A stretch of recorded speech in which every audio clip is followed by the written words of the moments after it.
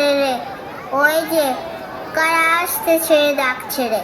তুমি ভয়ে পালকিতে এক্ষুনি ঠাকুর দেবদার স্মরণ করছো মনে।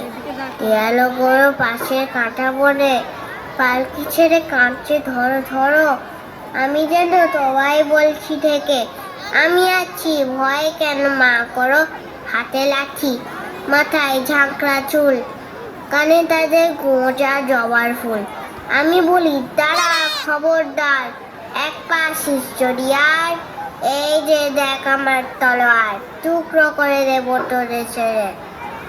শুনি তারা লং ফুটিয়ে উঠে, চেঁচিয়ে উঠল হায় রে রে রে রে রে রে।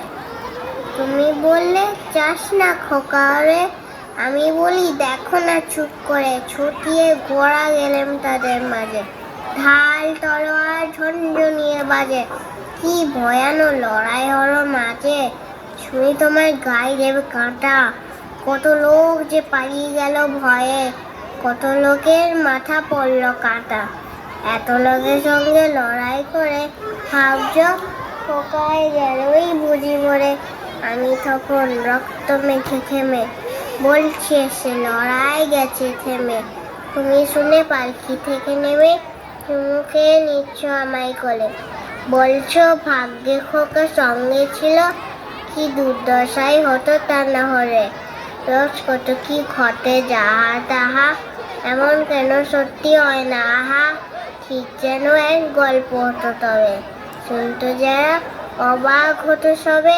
দাদা বলতো কেমন করে হবে, খোকার গায়ে এত কি জ্বর আছে।